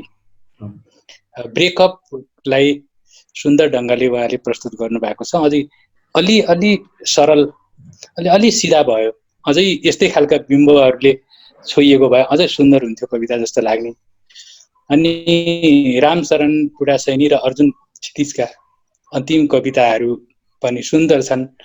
अब परिस्थितिले जन्माउने कविताहरू र साँच्चै भित्रबाट आएका कविताहरूमा चाहिँ अलिकति फरक हुन्छ मेरो विचारमा। चाहिँ अलि सामाजिक सञ्जालले मात्रै ल्याएका कविताहरू, त्यसैको प्रभावमा सिर्जना भएका कविताहरू र साँच्चै हृदयबाट प्रस्फुटन भएका कविताहरूमा फरक छुट्याउने चिज चाहिँ त्यसको बिम्बको संयोजन हो। कतिको त्यसले मनमा चाहिँ गढ्ने तरिकाले छुन्छ भने त्यो सुन्दर कविता हो, नभए त्यो अलि सतही खालको हुन्छ। अहिले लेखिएका धेरै जसो कविताहरू अलि सतही खालका छन् यो चरणमा लेखिएका कविताहरू। त्यसैले मलाई चाहिँ के लाग्छ भने कविहरूले चाहिँ फुर्सदमा लेख्ने होइन रहेछ, व्यस्ततामा फुर्सद निकालेर लेखिएका कविताहरू अझ सुन्दर हुँदा रहेछन्। त्यसले गर्दाखेरि श्रम गर्दा गर्दै अथवा युद्ध लड्दा लड्दै लेखिएका कविताहरूले बढी छुने, धेरै फुर्सदमा लेखिएका कविताहरू चाहिँ अलि बनावटी जस्ता, अलि बढी बनावटी जस्ता खालका पनि हुँदा रहेछन्। यी कविताहरू सुन्दाखेरि चाहिँ मलाई त्यस्तै लागिरहेछ। अरू बाँकी कविताहरू सुनौँ, त्यसपछि सम्पूर्णमा फेरि एकचोटि कुराकानी गरौँला। हुन्छ दाइ, धन्यवाद। धन्यवाद दाइ। हामी यतिखेर रचना सुन्ने तयारीमा रहेका छौँ छवि अनित्यको। यहाँहरू सम्पूर्ण यसरी जोडिदिनु भएको छ। यहाँ यो हाम्रो अनुरोधलाई स्वीकार गरेर यो हाम्रो लागि निकै ठुलो प्रेरणा हो। र लकडाउनको यो अवधिमा हामी एकहोरो कविता सुनाइराखेका थियौँ। त्यो कविता सुनाउन जतिले इच्छा गरिराख्नु भएको थियो, मैले पनि थुप्रै दिनहरूमा फेसबुक लाइभ मार्फत कविताहरू वाचन गरेँ। कहिले आफ्ना कविता, कहिले अरूका राम्रा कविताहरू लिएर त्यहाँ वाचन गरेँ। तर त्यसरी गर्दै गर्दाखेरि चाहिँ त्यो एकहोरो भइराख्यो। कम्तीमा एउटा अन्तर्क्रियात्मक कार्यक्रम त केही हुनुपर्छ। लकडाउनका कारण प्रत्यक्ष त त्यो सम्भव छैन, तर पनि यसरी चाहिँ हामी जाँदाखेरि अझै राम्रो हुँदो रहेछ। र यो चाहिँ एउटा शारीरिक दूरी पनि कायम रहने र सँगसँगै यो सिर्जनामा लागिराख्ने साथीहरूका लागि अझै सहज पनि हुने यो कार्यक्रममा यहाँहरू सम्पूर्णलाई मैले फेरि पनि स्वागत गर्न चाहेँ। र यति बेला आफ्नो एउटा कविता वाचन गर्न चाहन्छु। यो लकडाउनकै बीचमा लेखिएको कविता हो यो। उसो त जिन्दगी 2 दिने हो। कविताको शीर्षक उसो त जिन्दगी 2 दिने हो। उसो त जिन्दगी लामो छ, फेरि पनि केही छ कि तपाईको भन्नु। हुन सक्छ नि कति कति कुराहरू गाँठो पारेर राखिएका। हुन सक्छ नि कति कति कुराहरू गाँठो पारेर राखिएका। भन्छु भनेर पनि मुख खोल्न नसकिएका। मुखै फोरेर पनि जिब्रो चपाइएका, लुकाइएका, दबाइएका। अलिकति लोकलाजले छेकेका, अलिकति घर समाजले रोकेका, थोरै आफू सानो भएर आँट नपुगेका, केही आफू ठुलो भएर हैसियत नमिलेका। हुन्छन् नि कति कति कुरा मनमै राखिएका। भन्नुस् न, आजै भनिदिनुस्। आजै भनिदिनुहोस्, कति पटक मन मनै माया गर्नुभयो, कति पटक सत्तो सराप गर्नुभयो। फुर्किन्छु कि भनेर फरक्कै फर्किनुभयो, वा रिसाउँछु झर्किन्छु भनेर बाटो मोड्नुभयो, केही त पक्कै गर्नुभयो। भन्नुस् न, भन्नुस् न, आज सबै भनिदिनुहोस्। रिसाएँ भने आजै एक झमट रिसाउँछु, खुसाएँ भने जिन्दगी भरिलाई खुसाउँछु। उसो त जिन्दगी आजै एक दिनको होइन, फेरि पनि केही छ कि तपाईको भन्नु। धन्यवाद। धन्यवाद कवि सर, सुन्दर कविताको लागि। अब हामीसँग थोरै बाँकी हुनुहुन्छ शिव पराजुली, निरा शर्मा, रेणुका जीसी खतिवडा र आजका प्रमुख अतिथि नेत्र आइटम डाक्टर नेत्र आइटम। मैले अघि पनि भने अब शिव पराजुलीको कविता सुन्नेछौँ, त्यसपछि हामी निरा शर्माको कविता सुन्नेछौँ। यतिखेर म शिव पराजुलीलाई अनुरोध गर्छु कविता वाचनको निमित्त। नमस्ते। यस कार्यक्रममा आबद्ध रहनुभएका सम्पूर्ण साहित्यिक मनमुटुहरूलाई हृदयदेखि नै नमन भन्न चाहन्छु। र मेरो कविता यसरी सुरु हुन्छ। कविताको शीर्षक रहेको छ चुनाव। स्कुल छुट्यो, भाइ छुट्यो, स्कुल छुट्यो, भाइ छुट्यो, पार्टी भन्दा भन्दै पढाइ छुट्यो। देश बनाउनु छ, देश बनाउनु छ भन्दा भन्दै आफू बिग्रिएको थाहै भएन। न त जागिरे भइयो, न त देश विदेश नै गइयो। न त जागिरे भइयो, न त देश विदेश नै गइयो। पार्टीको लागि झगडा गरिएन कि, पुलिसको जेल नेल यातना सहिएन कि। केही समय नेताहरू न्यानो भए, केही समय नेताहरू न्यानो भए। काका काका काका काकी दाजु भाइ सबै बिरानो भए। आज घरमा खाने दाल छैन, आज घरमा खाने दाल छैन। छिमेकीसँग बोलचाल छैन। ती आफन्त जस्तो लाग्ने पराईहरू, ती आफन्त जस्तो लाग्ने पराईहरू, सहानुभूति दिने भाइहरू कोही चिन्दैनन् मलाई, कोही चिन्दैनन् मलाई। हुन त मेरो एक भोट त हो नि, हुन त मेरो एक भोट त हो नि। तपाईँ त हजारौं भोटले विजय हुनुभएको। हुन त मेरो एक भोट त हो नि, तपाईँ त हजारौं भोटले विजय हुनुभएको। म कति मूर्ख, म कति मूर्ख। चुनाव त तपाईले जित्नु भएको हो, पार्टीले जितेको हो। र पो तपाईसँग गाडी घोडा ब्याङ्क ब्यालेन्स छ, आकाश छुने ठुलो घर छ, म त अघि पछि साउ लिएर हिँड्दैछु, म त अघि पछि साउ लिएर हिँड्दैछु। मन्त्रीज्यू कसैलाई नभन्नु है, चुनावको बेला लागेको घाउ लिएर हिँड्दैछु। हवस् त, नमस्ते। र म यतिखेर अघि मैले उद्घोष गरेको नाम निरा शर्माको कविता सुन्छौँ अमेरिकाबाट, अनि त्यस पछाडि रेणुका जीसीको कविता सुन्छौँ रौतहटबाट, अनि हाम्रो कार्यक्रम लगभग सकिन्छ। यतिखेर म निरा शर्माको माइक अनम्युट गरेँ। धन्यवाद सबैलाई। मैले सुनाउन लागेको कविता तिमी नभएको सहर। तुवालोको फुस्रो ज्याकेटको गोजीमा दुवै हात घुसारेर आकाशको कुनै अनाम बारमा स्वाट पस्छ जुन, र कुनाको टेबलमा झुक्राएर रातभरि सुनिबस्छ नारायण गोपालका उदास गीतहरू। सुकसुकाउँदै बिउजन्छे बिहानी पनि शीतका ओछ्यानबाट भौतारी रहन्छ दिनभरि एक्लै एक्लै बादलको जङ्गलमा बिचरो त्यो बिरही घाम। तिमी नहुँदा आफ्नै भैँसको रापमा सेकिएर डालीमै सुक्छन् तरुनी फुलहरू। कालो सर्पले छाडेका काँचुली चाहिँ देखिन्छन् सहरका सडकहरू। तिमी नहुँदा लाग्छ प्रियजन गुमाउँदाको शोकमा मौन धारण गरिरहेछन् सहरका सबै मानिसहरू। भुइँचालोले घर भत्किएपछि पुरिएको आफ्नो गुण सम्झेर धनसारको पालीमा झोक्राइरहेकी गौँथली चरी जस्तै म यो सहरमा तिमी छैनौ भन्ने थाहा हुँदा हुँदै पनि च्यातेर आँखाको पर्दा दृश्यहरू नियालिरहन अभ्यस्त छु। यो सहरमा नभएको तिमी कतै छौ दृश्यहरू भन्दा पर पर कतै। धन्यवाद। धन्यवाद निरा दिदी सुन्दर कविताको लागि। अबको क्रममा म कविता वाचनको निमित्त रेणुका जीसी खतिवडालाई म निमन्त्रणा गर्छु। धन्यवाद, धेरै धेरै धन्यवाद। मेरो कविताको शीर्षक छ तस्बिरको मान्छे। पटक पटक झुमिरहन्छु म तिम्रो तस्बिर वरिपरि, पटक पटक झुमिरहन्छु म तिम्रो तस्बिर वरिपरि, जसरी झुमिरहन्छ बत्तीको उज्यालो वरिपरि पुतली। पटक पटक झुमिरहन्छु म तिम्रो तस्बिर वरिपरि, अन्धकार सुनसान रातमा खुब गिज्जिन्छु तिम्रो तस्बिरसँग, अन्धकार सुनसान रातमा खुब गिज्जिन्छु तिम्रो तस्बिरसँग। चस्माको फ्रेम भित्रका ती निश्चल आँखाहरू, चस्माको फ्रेम भित्रका ती निश्चल आँखाहरू मालदिभिरको दह जस्तै लाग्छ।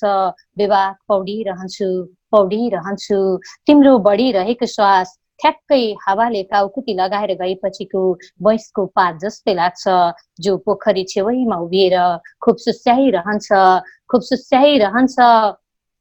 म त्यो पातलाई अझै गिज्याइदिन्छु, घरिघरि ललिपप बन्छु तिम्रो मुखभित्र बसेर एकछिन जिब्रो माथि बसिरहन्छु, घरि तिम्रो गालाको खुबिल्टो भरि पोखिन्छु। औँलाहरूले बिस्तारै सुमसुम्याउँछन् विशाल छातीको जङ्गललाई, पर पर पुगेपछि औँलाहरूले बिस्तारै सुमसुम्याउँछन् विशाल छातीको जङ्गललाई, पर पर पुगेपछि साउनमा मूल बनेर पानी निस्किएको पाटन झैँ भुक्लु भुक्लु उम्लिरहेको लाग्छ तिम्रो धड्कन, भुक्लु भुक्लु उम्लिरहे चाहिँ लाग्छ तिम्रो धड्कन। कान नजिक लगेर सुन्छु, टाँसिएरै सुन्छु, मेरै हृदय पुकारे जस्तो लाग्छ। तृप्तिको अनौठो नक्सा बोकेर पटक पटक झुमिरहन्छु म तिम्रो तस्बिर वरिपरि, जसरी झुमिरहन्छ बत्तीको उज्यालो वरिपरि पुतली। तर मलाई पुतलीको नियति मान्य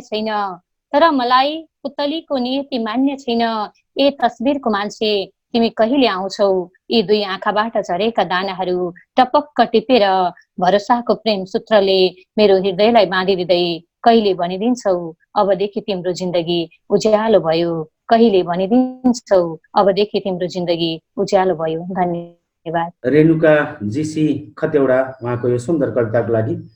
यसकै निधन आइपुग्नु भएको छ, अघिदेखि हुनुहुन्थ्यो उहाँ, र बिचमा सायद विद्युत आपूर्तिको समस्या थियो या के हो, कविता वाचनको निमित्त म अनुरोध गर्छु र माइक मैले उहाँको अनम्युट गरेँ। एसके सर, कविता वाचनको निमित्त स्वागत छ। धेरैका सुन्न पाइएन, नसुनिकन सुनाउनु अप्ठ्यारो बाटो हो। मैले केही कविताहरू त सुनेको थिएँ। मसँग एउटा कविता छ, नरेन्द्र मोदीको नेपाल भरमा जब उसले चाहिँ जितबहादुर भन्ने नेपाली छोरो भनेर एउटा तुरुप फ्याँक्यो, त्यसपछि मैले नरेन्द्र मोदीमाथि कविता लेख्ने गरेको छु। ठ्याक्कै नरेन्द्र मोदी जितबहादुर दुवाको एक तुरुप भन्ने मैले यो अर्को श्रृङ्खलामा सुनाउने छु। अहिले नरेन्द्र मोदीकै सम्बोधन उपरमा लेखेको एउटा कविता छ, मोदीजी की सम्बोधन उपर। कविता यसरी सुरु हुन्छ, मोदी जी की संबोधन ऊपर, कमाल करते हो भाई साहब, कमाल करते हो भाई साहब, भोकलाई कर्फ्यू लगाएर तपाईको सम्बोधन आउँछ। देशवासी हो, ताली बजाओ, शंख फुको, आरती करो। अरे यार, सत्ता चलाइरहनु भएछ कि सत्ता? सम्बोधन लगत्तै समाचार आउँछ, हजारौं कोभिड संक्रमित, सयौं मृत्यु अरिमना, मृत्यु हुनेहरूमा 5% क्रिस्चियन, 65% मुसलमान। मोदीजीको उर्दी, ताली बजाओ, शंख फुको, आरती करो। अरे तपाई देशको कि सम्प्रदायको? तपाई प्रधानमन्त्री हो कि अगरी बाबा? भोकमा राजनीति, रोगमा राजनीति, लासमा राजनीति। आप भी कमाल करते हो भाइ साहब। यो विपदको घडीमा किन देख्नुहुन्न भात खान नपाएर सडक चपाउने हिँडेको भिड? भोकलाई नजरबन्द गरेर रोगको उपचार हुन्छ होला र थाली, शंख, आरतीले रोग भाग्छ होला र? हुन त छिमेकी देश मतलब नहुनु पर्ने हो तपाईको वज्रस्वाट मलाई। हुन त छिमेकी देश मतलब हुनै नपर्ने हो तपाईको वज्रस्वाट मलाई। तर मोदीजी क्यार्नु, दिल्ली ढ्याउ गर्दा काठमाडौँ ओम सुन्छ। तर मोदीजी क्यार्नु, दिल्ली ढ्याउ गर्दा काठमाडौँ ओम सुन्छ। दिल्लीले नाइटो कन्याउँदा बालुडार खिती हाँस्छ। दिल्लीले बेतालको मादल घन्काउँछ। सिंहदरबार धै धै धै नाच्न थाल्छ। प्रकोपको यो भयावह अवस्थामा मेरो सरकार ठुलो उतै हेर्छ, उतैको सिको गर्छ। भन्नुस् त महामहिम, तपाई नसुध्रिए मेरो सरकार कसरी सुध्रिन्छ? कोरोनाको हराना आए, ताली पिटो, शंख बजाओ, आरती करो। आप भी मजाक में कमाल करते हो भाई साहब। जरूर। धन्यवाद एसके निरन सर, सुन्दर कविताको लागि। मोदीमाथिको सिरिज पक्कै पनि हामी आउँदा कार्यक्रमहरुमा पनि सुन्दै जानेछौँ। यतिखेर फेरि हामीले अर्को थप 5 जना कविता सुन्यौं। यतिन्जेलसम्ममा हामीले 15 जनाको कविताहरू सुन्यौं। म एकपटक हुन त यो सुरु गरेको थिएन, सुरु गर्नुपर्छ कि जस्तो लागेको। पहिलो कविता वाचन गर्नेलाई एकपल्ट अवसर दिनुपर्छ कि भन्ने लागेको। दिपज्योतिलाई म एकपल्ट सोधौं। के रे, एकदमै पुरानो कविता छ है, धेरै 5-7 वर्ष अगाडि नै लेखे होला, तर मलाई कण्ठ भएको कविता चाहिँ एकदम हुन्छ। ल सुरु गर्नुस् है। हुन्छ, सबैजनालाई फेरि पनि नमस्ते। पछाडि जो जोडिनु भयो हैन, मलाई सुन्न पाउनु भएन भने पछि रेकर्डिङ यो जुन हुन्छ भिडियो आउँछ त्यसमा हेर्नु होला। फेरि पनि सबैलाई नमस्ते। नेत्र सर नमस्ते, यहाँलाई पनि हाम्रो कविताको विषयमा टीका टिप्पणी गरिरहनु भएको छ हैन, हामीलाई सुझाव दिइरहनु भएको छ। आज प्रमुख अतिथि हुनुहुन्छ, धेरै धेरै धन्यवाद सम्पूर्णलाई। यो मेरो एकदमै पुरानो कविता हो, 5-7 वर्ष अगाडि लेखिएको। विदेशिनु भएका दाजुभाइ दिदी बहिनीले फिल गर्न सक्नुहुन्छ विशेष यो कवितालाई। र कविता सुरु गर्छु। कविताको शीर्षक छ आमाका सपनाहरू। सानो छँदा बाले भन्नुहुन्थ्यो, सानो छँदा बाले भन्नुहुन्थ्यो, देशभन्दा ठुलो अरू केही होइन बाबु। मैले कयौं पटक कसम खाएँ, देश छोड्दिन। उकाली ओराली गर्ने सामलीहरू भन्थे, जिन्दगी यस्तै हो। उकाली ओराली गर्ने सामलीहरू भन्थे, जिन्दगी यस्तै हो। कयौं पटक सोधे देउरालीको देउतालाई, भन के लेखिएको छ भाग्यमा। आँखाभरि कैद गरेर पाठशालाको चित्र लेखिदिए गोठालोमै। क माने कचिया, ख माने खर्क, ग माने गरी। कैयौं पटक पानीले मेटाइदियो माटोका अक्षरहरू। वर्षभरि कुटो कोदाली गर्दा पनि नपुग्दा पेटभरि अन्न जब अतालिन्थे, आमा बुनिरहेको सुकुल देखाउँदै भन्नुहुन्थ्यो, दुःख सुख पराल चाहिँ बेरिएर आउँछ, धैर्य गर्नुपर्छ लाटा। मैले धैर्य गर्न सकिनँ, कसम तोडे र देश छोडे। सायद अहिले झुन्डिएको हुनुपर्छ मूल ढोका माथि मेरो तस्बिर। बाडुली लाग्छ सायद तस्बिर माथि हात फेरेर आमा मलाई सम्झिरहन्छे। सम्झदा मन पोल्छ गाउँको गोधुलीको रङ्ग बिरङ्गी चटा, सुगन्ध बोक्ने फुलहरू, घिन्ताङ मादल बज्ने निमाको रोधी। कत्रो भयो होला मैले रोपेको बकाइनो, के उस्तै होला निमाको म प्रतिको प्रेम। उनलाई सुनाउनेछु हाम्रो पसिना रेगिस्तानमा मिसिएको छ, त्यसै नुनिलो भएको होइन त्यहाँको बालुवा। घर फर्केर पुरा गर्नु छ आमाका सपनाहरू, निखनिएको खेत, ओत लाग्ने आफ्नै झुपडी, जस्केलो बाटै देखिने तुलसाको मठ। घर फर्केर पुरा गर्नु छ आमाका सपनाहरू, निखनिएको खेत, ओत लाग्ने आफ्नै झुपडी, जस्केलो बाटै देखिने तुलसाको मठ। आमाले कैयौं पटक भनेकी छिन्, त जन्मदा खुसीले खुब रोएको छु बाबु, के साँच्चै पुरा गर्न सकुला मैले आमाका सपनाहरू। सानो सदा बाले भन्नुहुन्थ्यो, देशभन्दा ठुलोहरू केही होइन बाबु, मैले कैयौं पटक कसम खाएको थिएँ, देश छोड्दिन। सुन्दर कविता दिपज्योति, धेरै धेरै धन्यवाद।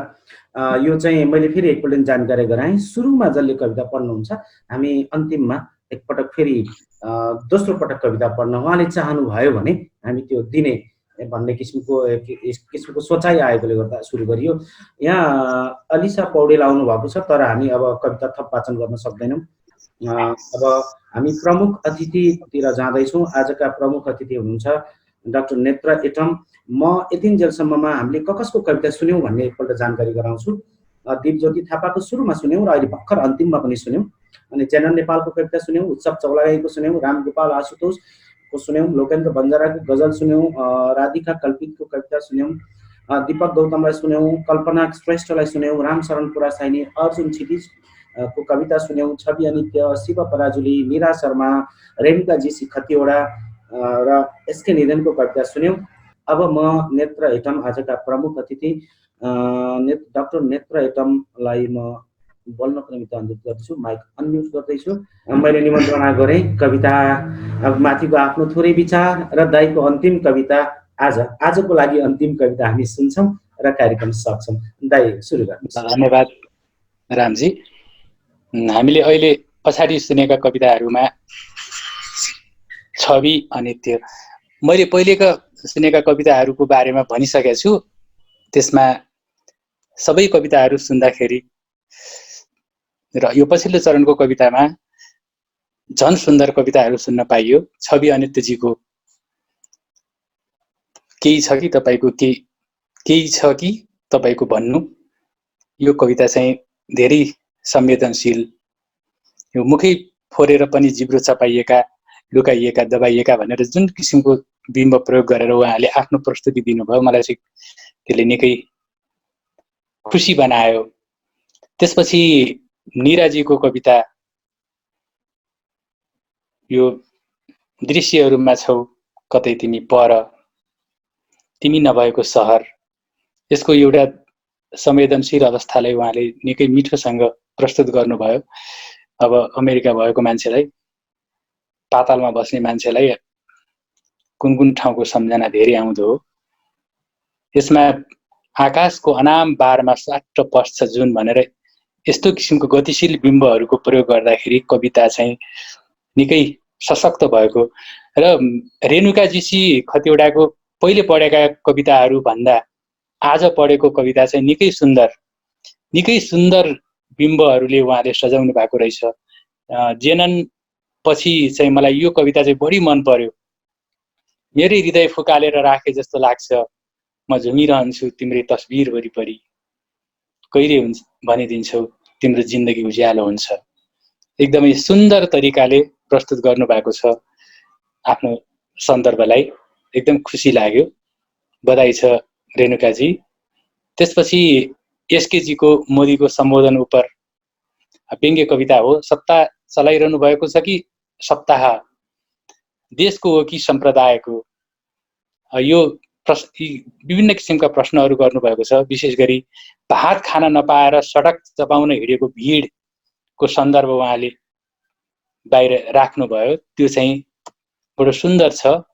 अझै सुरुदेखि नै अलि सङ्केतात्मक भएको भए हुन्थ्यो भन्ने चाहिँ मेरो सोच हो। अब उहाँको लेखाइको आफ्नो तरिका होला, तर यहाँ कुनै बिम्बहरू चाहिँ निकै मन पर्यो मलाई। तर कविता चाहिँ समग्रमा कुनै ठाउँमा चाहिँ अलि सस्तो खालको वर्णनतिर हिँडेको जस्तो पनि लाग्ने। दिपज्योतिजीले सुरुमा सुनाएको कवितालाई मैले महत्त्व दिएको थिएन, मैले अघि त्यसको चर्चा पनि गरिनँ। अहिले यो कविता सुनेपछि चाहिँ मन पर्यो।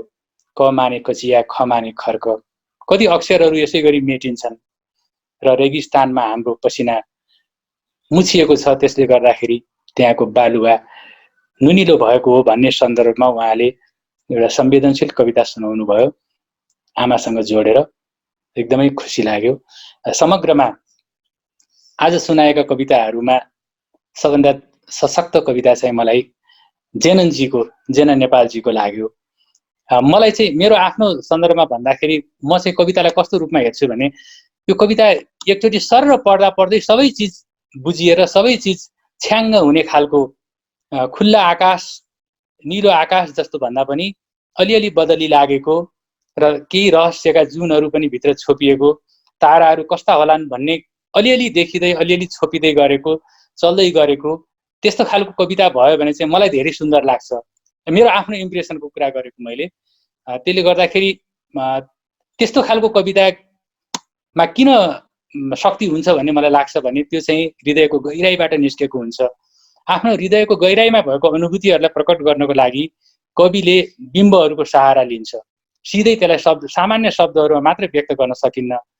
जुन बेलामा बिम्बहरू प्रयोग हुँदै जान्छन् त्यसपछि त्यसले फराकिलो आयाम पनि लिँदै गर्छ। सामान्य शब्दको अर्थहरूभन्दा अझ गहिरोतिर त्यो जान्छ। अलिअलि नबुझे जस्तो, अझै अर्कोचोटि पढ्न पाए हुने जस्तो, त्यस्तो हुँदै हुँदै अगाडि जान्छ। एउटा चित्र खिचे जस्तो, एउटा ध्वनि दिए जस्तो, एउटा स्पर्श दिए जस्तो, त्यस्तो खालको बिम्ब भएको कविताहरूलाई म बढी महत्त्व दिन्छु। मेरो आफ्नो कुरा हो त्यो चाहिँ।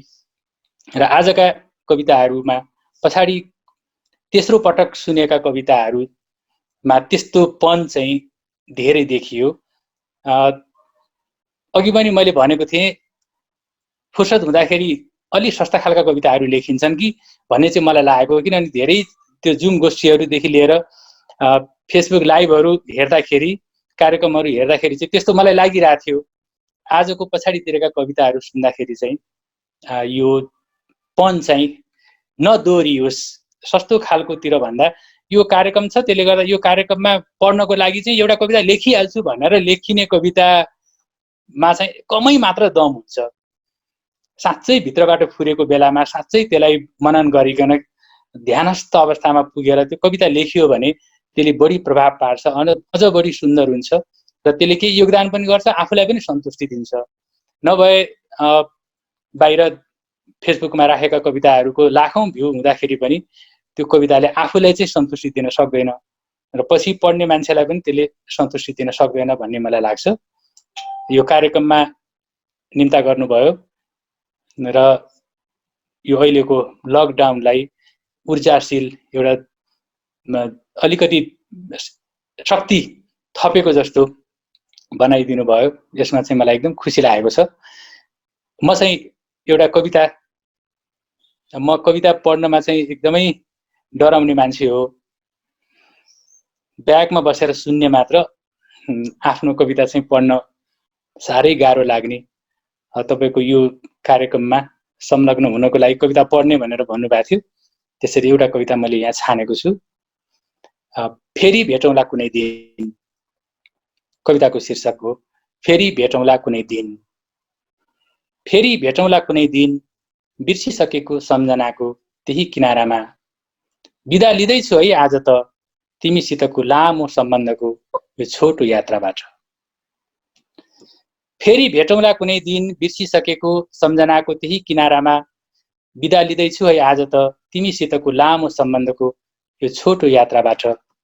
अन्तिम हुन सक्छ हृदयबाट लहरिरहने यो आवाज, अन्तिम हुन सक्छ हृदयबाट लहरिरहने यो आवाज, भिजेको जमिन जस्तो उर्वर ठाउँमा कलकलाइरहेको स्नेहको लता।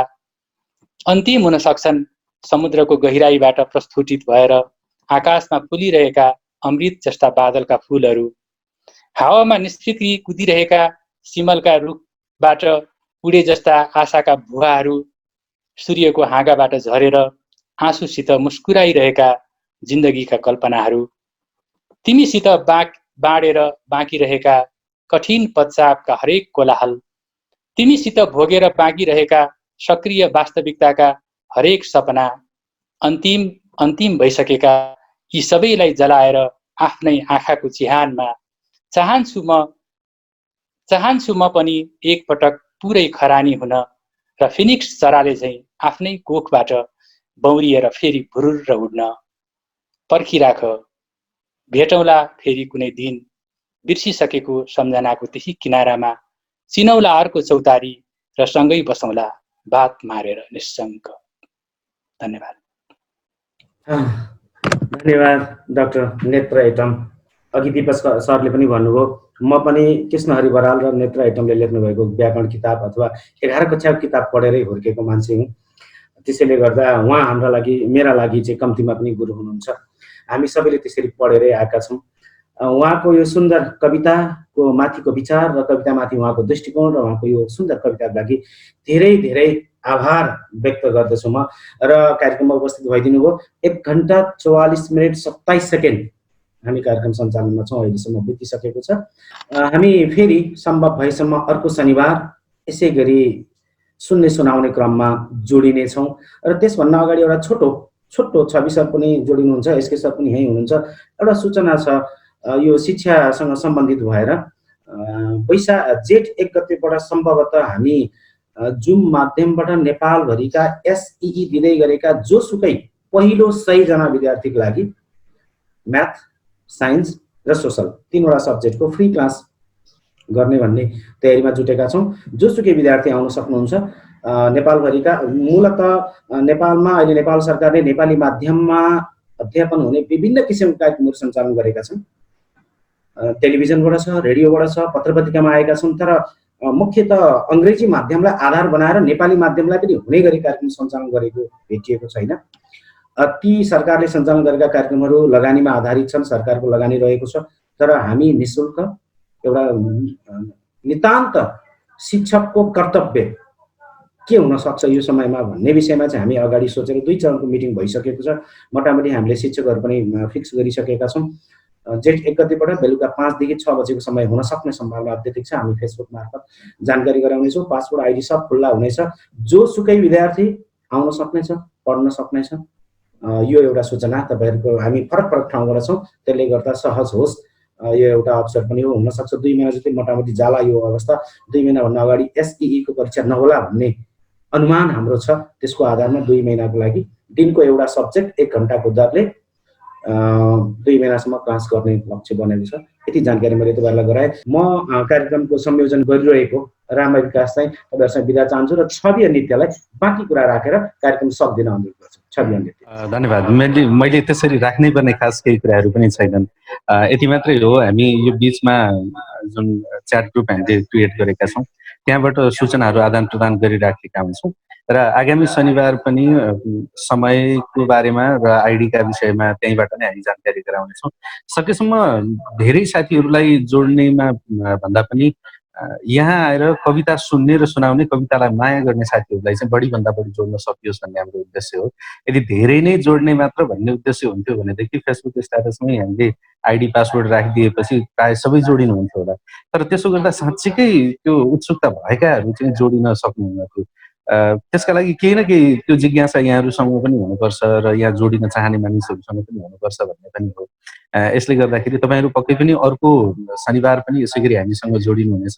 हामी कविता सुन्ने सुनाउने क्रममा रहनेछौँ र अर्को शनिबार चाहिँ हामी कविता सुन्ने सुनाउने सँगसँगै त्यसको समीक्षात्मक पाटोलाई पनि अझै सँगसँगै लिएर जानुपर्छ भन्ने आज जतिजनाको यहाँ सुझावहरू आएको छ त्यसलाई मनन गर्दै अगाडि लिएर जानको लागि हामी भरपुर प्रयास गर्नेछौँ।